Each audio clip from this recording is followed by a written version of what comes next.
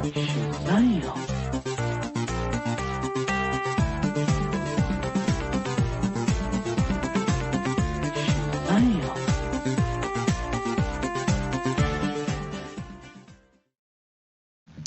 everybody. Hi. Hi. Oh, I'm sorry. We're fucking it up. We're fucking it up right at the beginning. This is our shit show episode. What episode are we at? 374. Is that a bad luck number?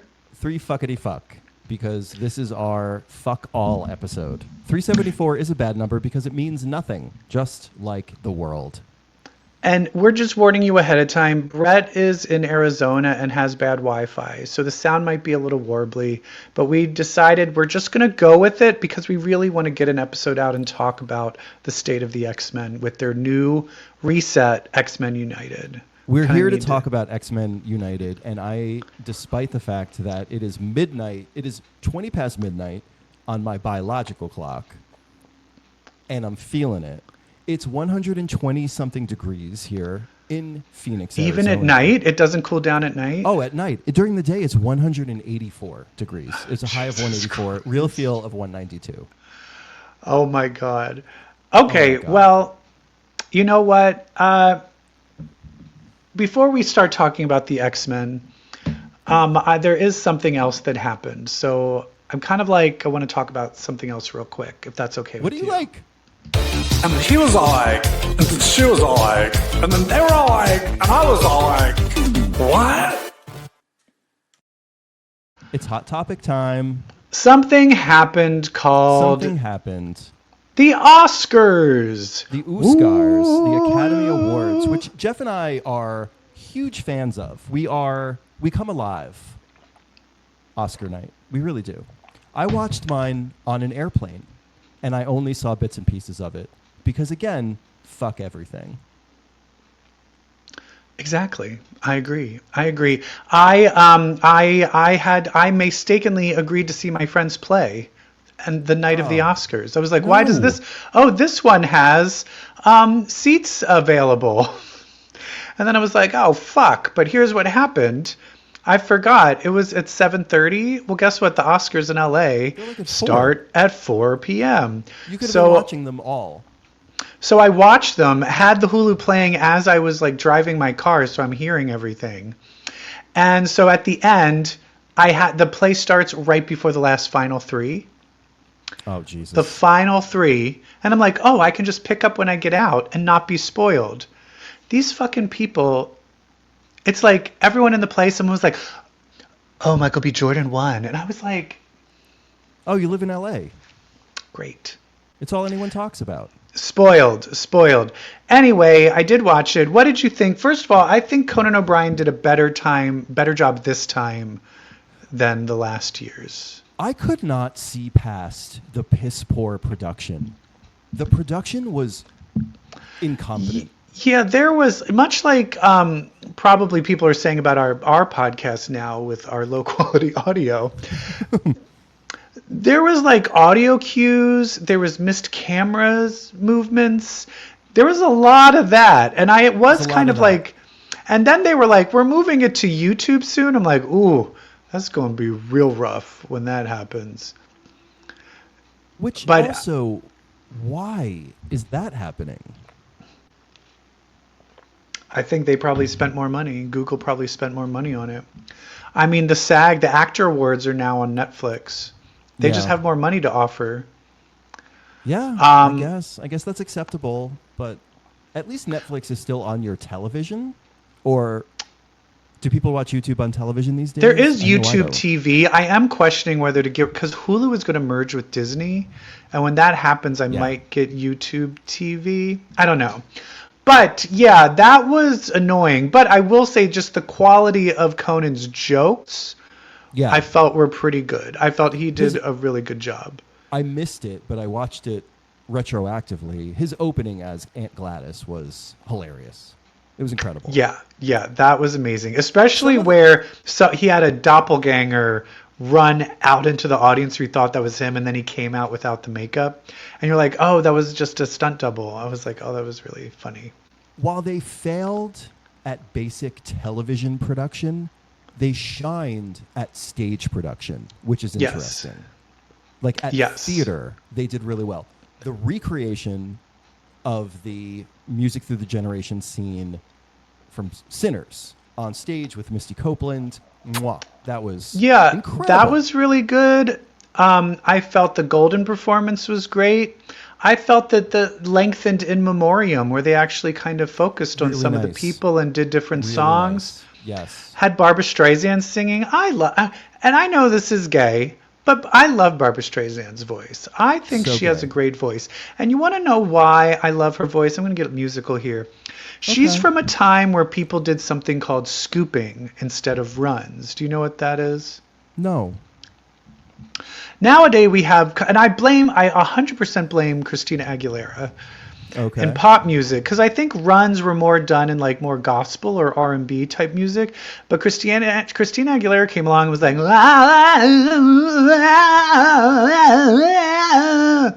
and it was too much. Whitney would do runs or scooping. She could do it all, and it was simple. It was clean. But Christina went all over the place, and now everybody feels that's the norm.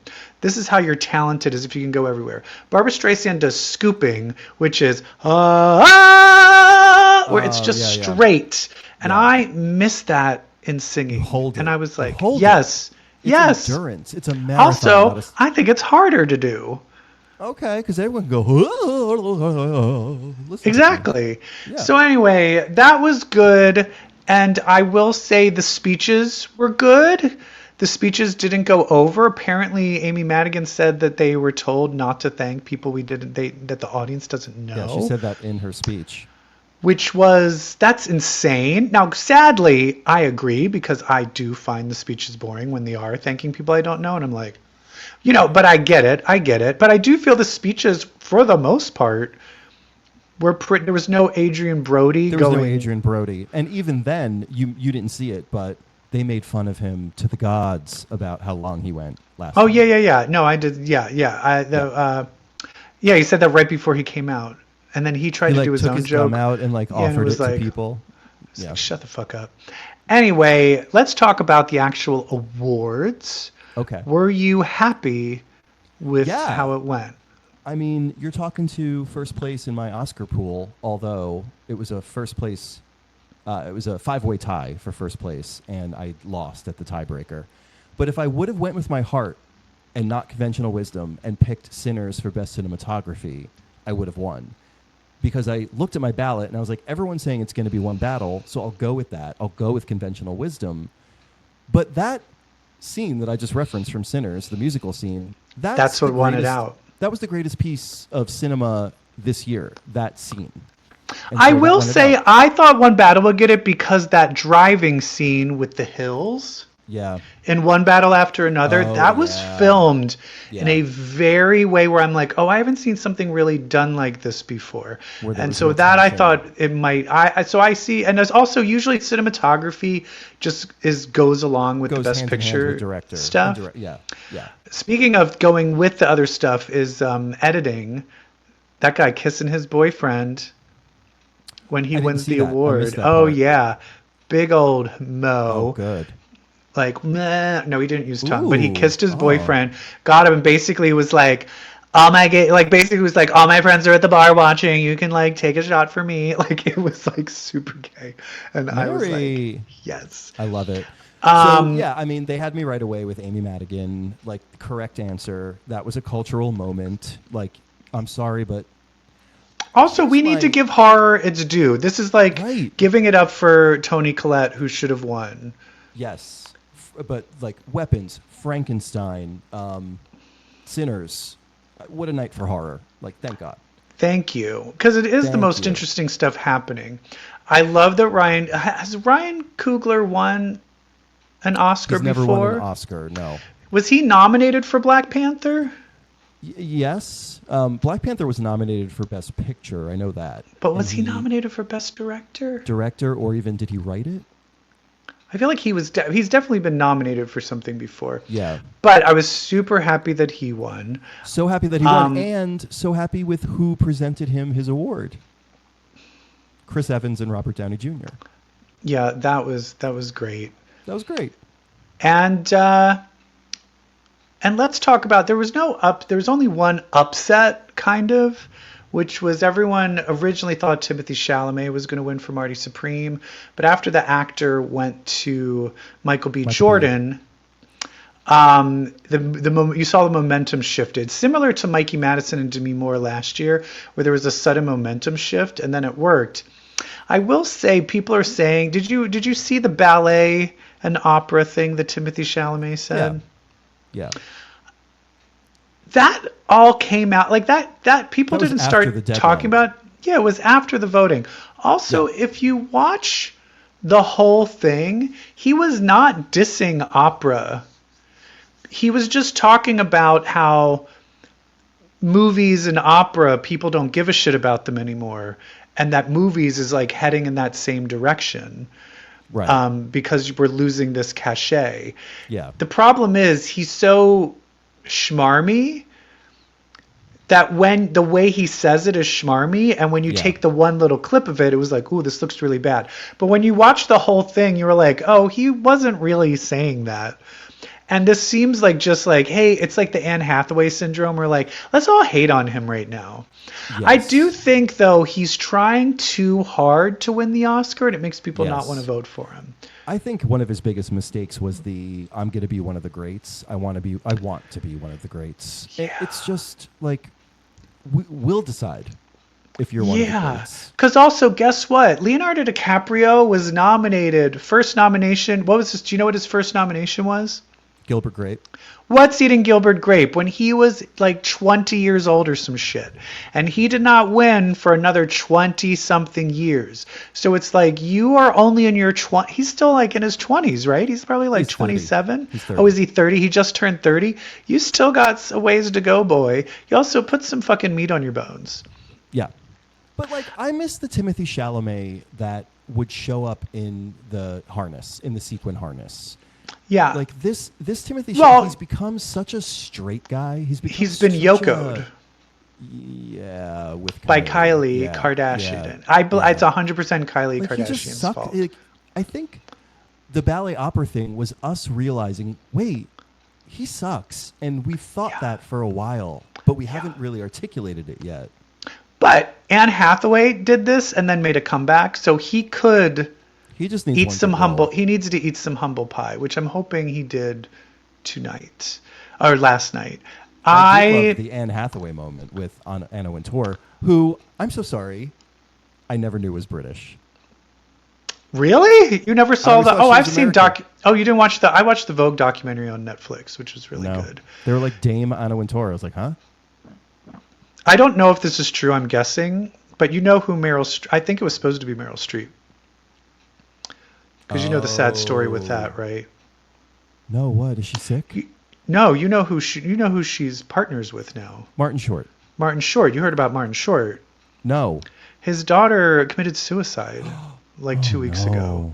So I have a feeling it was supposed to be Meryl Streep, and then she was like, I need to be here with my boyfriend while he's going through probably the worst moment of his life. And then they were like, well, shit, we were supposed to have Meryl to promote.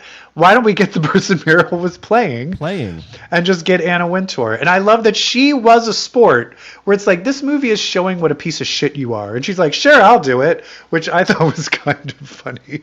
So funny. And she had great delivery. I loved her. Yeah, and then she called her Emily. Like, it was pretty... It was good. Also, what did you think of the Kristen Wiig, Maya Rudolph Bridesmaids reunion? Did not see that. Okay. It was a little long, but it was cute. It was nice to see all of them. What I really liked was the Nicole Kidman, Ewan McGregor reunion. That was beautiful. Were you a fan of Moulin Rouge? Yeah. Okay. I was not. Did you see Nicole Kidman on Las Culturistas? I did, but you were here way before I was. I can't stand them anymore. They're a lot. I can't watch every episode. It depends on who they're interviewing is when I'll watch it, but I get it. Yeah. There's a level of, I think Tina Fey called it out, where it's like they know too many famous people, where they're having some authenticity issues. There are many authenticity issues. It's hard to relate to them. It used to be that they were so ground level that they were one of us. Yeah, and now you they're can too relate to them. famous. Yeah. It's funny when just because inauthentic. you know what I don't want a famous person to tell me anymore? Just keep trying. And you're like, but you made it. So you don't know fuck what you. it's like. Like you made it and you probably had privileges and shit to get where you are. I wish someone was like, do you want to keep, are your parents rich? Otherwise, maybe give up. Don't bother. Yeah. What else did I like? I think that I wish they played all the songs. I didn't like that they only played 3 songs because it's not like, hey, you other 2 nominations, we know you're not going to win. That's weird. That was weird. That is weird. I want to go back to Amy Madigan's win because this is, I think, the problem with the Oscars, and this is the problem. I understand that Paul Thomas Anderson needed to win. I understand why. You could give him Best Director. I'm really sick of these movies and these moments that we're never going to talk about again taking Best Picture. Like, The Substance should have been Best Picture. Sinners should have been Best Picture. Not because they're horror, because that's the movies we talk about. Yeah. Well, I feel people were really into One Battle After Another. I feel people were really into it. I don't. I personally felt Sinners was a better movie than One Battle After Another. Yeah, I did too. And it should be more about cultural impact than craft. Sometimes it does. That's the thing, is sometimes it does and sometimes it doesn't. I think honestly, if you really wanted to, which is, I think the only way you could do it is if you did like a campaign finance reform on the Oscars, because so much of it gets muddled by the marketing campaigns. The marketing campaigns really shift things where people stop knowing like what, because that's the thing is like what's in the zeitgeist, that doesn't mean what's better. You're saying cultural moment, but all of these marketing campaigns are trying to create cultural moments. So a year from now, you're like, that cultural moment wasn't even real. It was just a big marketing campaign and I was fooled. And I think that's a great point. Yeah. We should be able to suss out which is fleeting and temporary and trendy and which is something that is sticky. Yeah. And Sinners is sticky. One Battle After Another, I don't think is. Yeah. Anyway, I think it went to mostly the right people, and I'm pretty happy with how it panned out. Yeah, I loved it. I got like 3 wrong out of all my picks. I did decide while I was painting. I didn't want to spend. I've been redecorating, so I have to hang up all the paintings in my house, and I didn't want to pay $700 for a big print, so I just painted it myself. So I was painting, and then I was like, oh, you know what? After the Oscars, I need something in English to watch, so I decided to put on Zootopia 2. Okay. Because everyone says it's so much better than the first one. It's not. Okay. It wasn't as good as the first one. It wasn't that good. I don't get it. So I'm glad K-pop Demon Hunters won. Yay! And that is the ultimate takeaway. All right, so we talked nice things. I think that's probably the end of us saying, "Oh well." Are we talking about? No, we're going to do X-Men. We're going to do X-Men. Okay. Yeah, all right, I'm just going to warn you all. I don't even know. We haven't even talked about what we feel about these comics, but I can bet my bottom dollar that Brett did not like what he read, because I did not either. And we're going to really talk some shit. Are you ready to talk some shit? Let's go. It's mutants with powers, Omega for hours. Bitch, let's read some X-Men. All right. Holy X-Men shit. United with Emma Frost front and center. You'd think we'd love it. This is all my worst fears coming together. This is my worst nightmare cut. What the fuck did I just read? And what did I just read? And this is the thing. I'm just going to say this right now. I'm not even going to mention the person's name because I'm going to talk so negatively about it. These are, of course, my opinions. So I know not many people listen to this podcast, so it's the person who made these things might never hear it. But the art, it's a no for me on the art. This is an event. This is a milestone. What are we doing? Like, this art is really not good. It's real bad. It's real. And if this thing was where it's all been leading up to this, then did your artist quit? Did you have to hire someone quickly on the fly? Yeah. This art is not worthy of what this moment is supposed to represent. But you know what? Neither is any other aspect of it. And then they're like, hey, we had Exceptional X-Men, Uncanny X-Men, and then X-Men. What book are we going to make? Because I thought it would lead this dance. And we thought Emma Frost they're going to get rid of Exceptional, and Emma Frost is going to start something new, combining everything. No, it's just Exceptional X-Men. This is just Exceptional X-Men. It's just Exceptional X-Men, and it's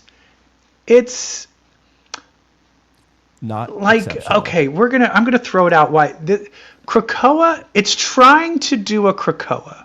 It's trying to Krakoa us. And so what it's saying now is that it's now doing a full astral projected school, which is why it's the gray matter instead of Gray Malkin school. I have so many holes to poke into this thing. Yes. And then the fact that they threw, because they're like, now we're going to practice using our powers. And I'm like, but you're not, because you're just thinking about it. You're all sitting there. And then they're like, oh, this takes place in a different time length. So I'm like, so is this all happening in like 3 minutes? While what time, is this all happening way faster? And then there's automatic translations. And Emma and Axo are just doing this themselves. They're just doing this themselves. What? Since when? With Sinister's lab. With Sinister's tech. We're supposed to care about that stupid fucking storyline about Verati and the Sinister tech and that was leading up to the whole new how the X-Men are going to work. And then they said the worst thing. They said the worst thing of all. What? No, if you get hurt in the dream, it's Nightmare on Elm Street rules. Kruger me. So this, I'm like, oh, so you're gonna move forward with this nonsense, and you're just gonna pretend like it's reality, and then pretty soon we're gonna be like, wait, were they in the school or were they on the real world? It wasn't clear. That's gonna happen 20 times. Well, when he's in the hospital, they do a danger room thing, and someone is in the hospital, and I'm like, are they in a gray matter hospital or are they in a real hospital? So is Emma Frost treating his injuries with her telepathy backed up by Axo's emotional powers? It makes the fuck, and since when is no sense. It makes no sense. And that's the thing is like, oh no, that hospital was a real hospital because that really happened to him. Okay, well then you need to show a differentiation. Yeah. Now we need to caption inside, outside. It's so stupid. So it's so dumb. It's so dumb. This is like, girl, did you even train for this? Like what? And it comes out of nowhere. Nowhere. And I have the number one reason why you know this is a piece of shit. Fucking Gail Simone was like, not with my characters. Not with my fucking characters. Bye-bye. She was like, this is a piece of shit. And they're like, no, Gail, trust us. And she's like, you do your thing. Let me have my characters. And then when this all falls apart, then you can come and beg me to fix it all. Like, I'm glad you brought up the X Office because I am calling for the firing of Tom Brevoort. I'm calling for it. Enough. Like, after Krakoa, when it was like, okay, Jordan D. White, who did miracles as the X editor, he's gone. We're going to replace him with this old veteran who clearly doesn't care for the X-Men. Period. Doesn't care for them. Hated the whole concept of Krakoa. Wanted them to be more integrationist and therefore subservient to their oppressors. Did not give any value to the whole marginalized communities, oppressors, none of that. They just gave up on the human race. It was terrible. It was terrible. You act like you're done. I'm not done. I'm not done talking about this. I'm going to keep going off. Please do. Cyclops. They're just like, he has spent so much time trying to like keep a community together, trying to stay on mission, and then all these people are like behind his back, like, okay, we're doing this. Like, there's no accounting for the past few months. By the way, the X-Men have relaunched 16 months ago. We didn't need another relaunch. Well, they did it because that one was bad and it wasn't working. Then it would have, like, at least then write the stories that are going to take us here. Like, yes, I know, Krakoa just happened. We woke up and they were like, they said the line, while you slept, we did all this shit. And I was like, oh my God, that's fucking awesome. Well, it was just the most beautiful art and written exquisitely. Yeah. Cyclops is like, I don't want there to ever be a school again because you'll all die. So I'm going to go blow up Sinister's lab. It's for their own good. What? And also, everyone's sitting around by themselves. Like, they're all going to die?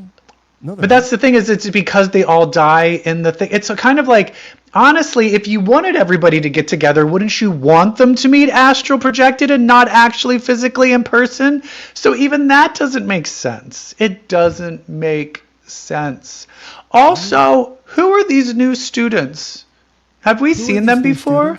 I have no idea. They're showing new students and they're like, and then I'm like, what is happening? Why are they all trying to kill each other? And they're like, oh, well, Bloodlust's power. Oh, maybe say what Bloodlust's powers is before everyone's affected by her powers.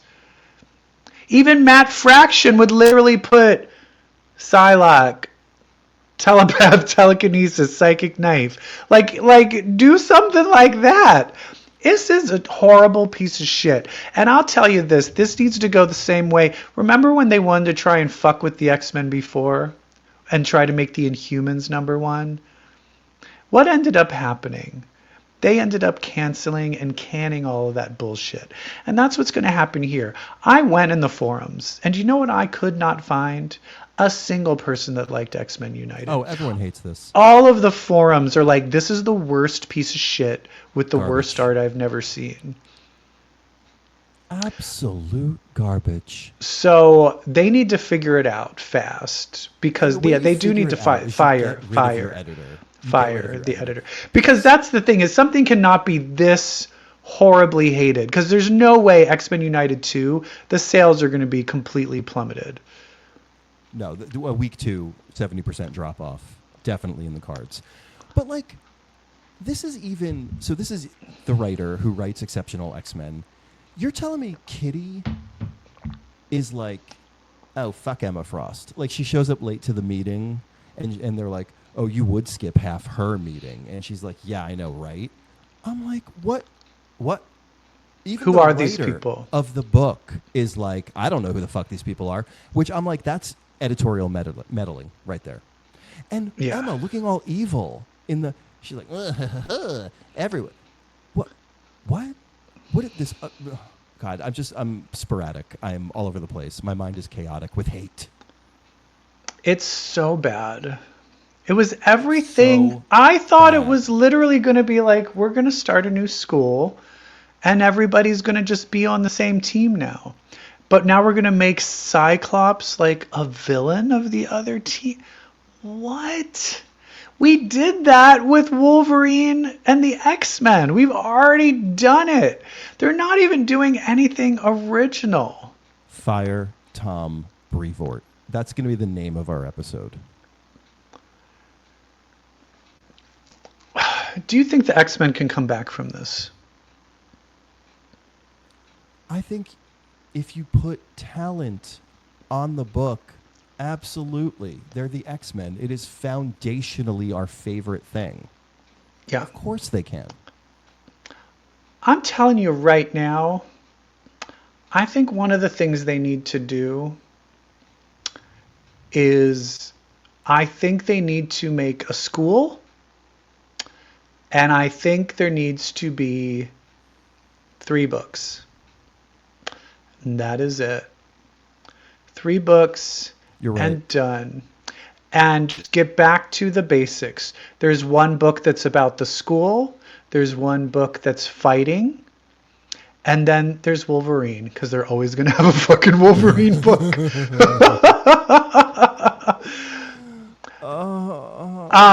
And that's all. And I think they need to get back to basics. Because I will say, even Krakoa, once they started being like, oh, because it kind of, when Krakoa started, it was kind of like 5 or 6 main books.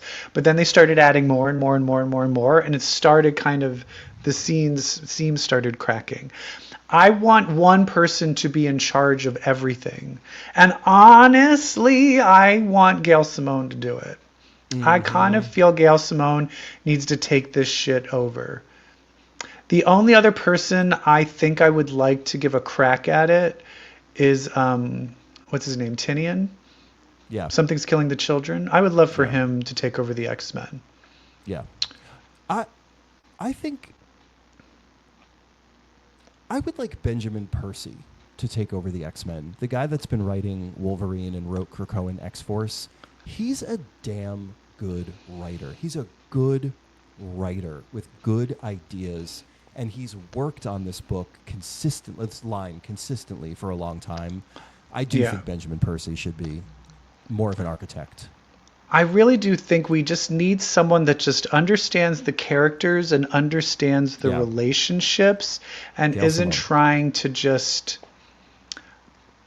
do something flashy. I don't understand I can't even see the pitch for this comic. I don't see how the pitch could make anyone be like, this sounds like a terrible idea. Who was in the meeting where they're like, it's all in their head, man, and then if they get killed in there, they can die. Whoa, like Freddy Krueger? What? No.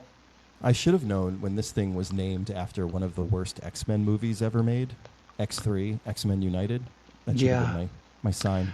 Yeah. Also, the fact that it's Gray Matter Lane instead of Gray Malkin Lane, that is a bad pun. It's like oh my God. It's like the whole thing is based on somebody came up with that pun. We got to do something with Gray Matter Lane. What could we do? It sounds just like Gray Malkin. What could we do? And then someone was like, what if Emma? I was like, yeah, but make her suck. Did you know that there were X-Men annuals too? Oh, I have that waiting on my shelf. I haven't read it yet. Were Jean's in them? Jean. I need to see what happens in those. I haven't read them yet. I need to see what happens because, where is Jean?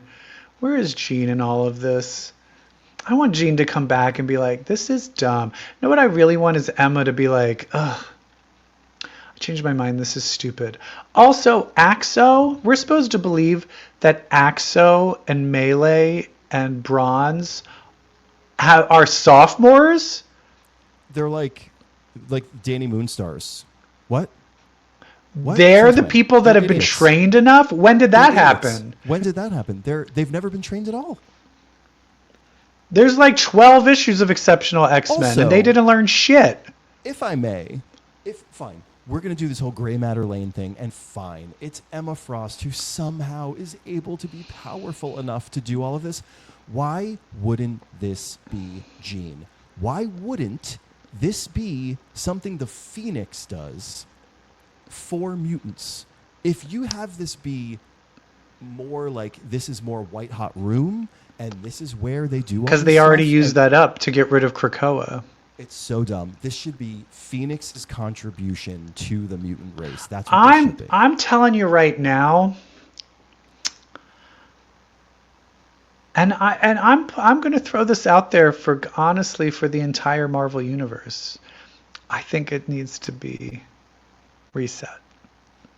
Like all of it. The whole thing. The whole thing. And that's the thing is, if you remember back when we had, who was the writer of the first Ultimate X-Men who did Runaways? What's his name? Why can't I think of his name? Brian Michael Bendis. No. The guy who did the first Ultimate X-Men from the year 2000? Yeah, and he wrote for Lost, and he did Why the Last Man. Oh, yeah. Yeah, that guy, Brian K. Vaughan.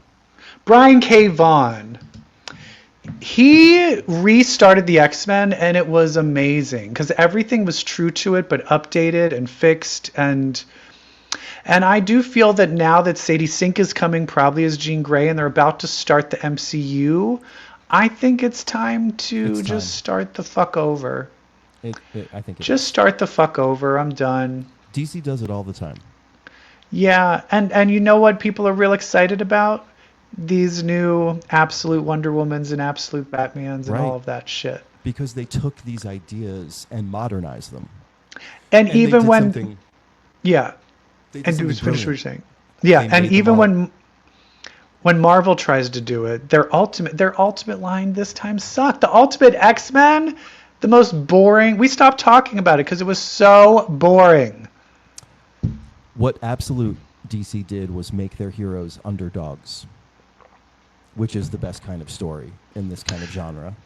Which Ultimate X-Men was trying to do, where it's like, what if they all didn't get their powers until much later? But Absolute is a way better idea.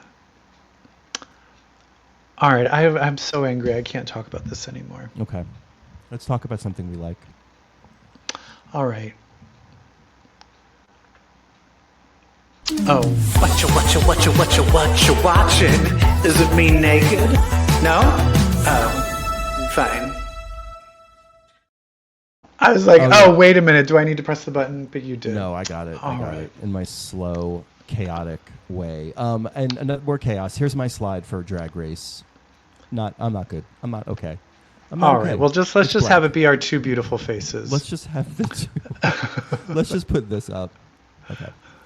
The Drag Race roast. What a surprise! Surprises, and I'm interested to see what did you think of, because there's a very split thought on Darlene Mitchell's roast. What did you think? I thought it was unexpected and hilarious and tonally different than anything we've seen before, which matters. That said, I think Mikey Meeks should have won. I feel Mikey Meeks is starting to eclipse Jane Don't. And I think they definitely were like, we need to spread the wealth. We can't keep giving everything to Mikey Meeks and Jane Don't. And so we're going to give Darlene Mitchell a win. I think that's what's happening. She was good. She was good. But I still feel that it's the same. It's not as bad. But last year when Lexi Love, they put her in the top for Snatch Game because she was so bad it was funny. She was so bad, yeah. There was a little bit of a roughness, but she went with it, which made it work, and it worked. And I did think it was funny. But there is just a polish to Mikey and Jane Don't that I felt was better. Like, if you think about where Darlene got the laughs, it was not in the roasting part of the roast. When the jokes, she knew how to handle when the joke didn't land. It was it was the weird punctuators. Yeah. From the jokes not landing. Yeah, and that was good. So I'm not like she shouldn't have won. It wasn't a good roast. It was good comedy, but not a good roast. I agree. And then let's talk about Nene Coco. Nene Coco, who I've seen a lot on Reddit about sort of being labeled neurodivergent and not being able to read the room as Is that a thing that she has said, or that people are just labeling her as? People are okay, well, I feel let's wait until she says something. Until she says something. But now it does seem like, but she definitely just has the Rose Ms. Cracker. Like it's not even about she can't read the room. She's just so in her head. She's so in her own world that she's literally feeling like everyone's out to get me. Like everything's a plot. You know what I mean? She's confounding her relationship. She's letting her relationship with these other queens get in the way of her relationship with winning the show. Yeah. because she's so nervous about what the other queens think of her, when really the mentality you should have is, I couldn't give a fuck what these queens think of me. Yeah, where Mikey Meeks is taking, I think that's the thing, is Mikey Meeks is doing well, and she feels really relaxed, and that's, it's like a little effortless. She's. And I will say this, Jane Don't is coming off a little tightly wound because she feels like she deserves to win every week. It's a little too like, I deserve all of this, so I need everything and I need all the wins. Where Mikey Meeks is just kind of like, oh my God, I'm doing good. Let's have a fun time. Like, yeah, quietly. And that's the energy you want to watch. Because I'll tell you this, Mikey Meeks for me in the beginning was like just the mug. Like the mug is so beautiful, but that was it for me. And she has slowly, like, I'm like the Grinch, or my heart just keeps getting bigger for her. I think she's really funny. And I like that she had her little catchphrase, and then even did Drew Barrymore again during her roast. And then even went on Drew Barrymore as Drew Barrymore. Did you see that? Yes, I did. Because when she did that, I was on set when she was on set. Oh. Because she came in town for that. Oh. Oh, wow. Well, I'm sure you know who wins. Or no, I'm sure you know who the finalists are. Yeah, they don't decide. They really don't give away who. They don't give away anyone who works there doesn't know who the winner is until right before. Airs. Yeah. Yeah, but yeah, I mean, I think are we team Mikey Meeks? Is this a Mikey Meeks podcast? It changes episode to episode, though. You know what I mean? I feel like right now Mikey Meeks could be doing it, but then next week, I think. Because we could have the Nene Coco could have that, oh, I had the breakdown and now I kind of showed you who I really am and I let go. And then it's like, oh, there we go. Nene Coco is due a win when they get to the interview challenge, where vulnerability is the name of the game. Yeah. I think Nene might have a moment there. Yeah. Anyway, it's a fun show. I think this is a really good season. I do think this is a good season. It's a great season. It's not like, what was the Lady Camden season? Was that 14? 15? 16? That was the Willow Pill season. The Willow Pill season. Yeah. So I think that's 15. I loved that one. Yeah. Wait, when was Sasha Colby? Was after that one? After that, right? Because that was the Anitra. Yeah. Yes. And then season 17. Wait, was Sasha Colby? Are we missing one between? No, because didn't Willow crown Sasha? And then Sasha crowned Anya. Sasha crowned Anya. Yeah. And then Anya will crown Mikey. Okay. Is that right? I feel like I'm missing one. I think so. Anyway, I'm going to see them in Vegas. I'm going to wait, who won season 16 of Drag Race? Now I'm like, no, see, you did forget one. You did forget one. Who did I forget? Because you're racist.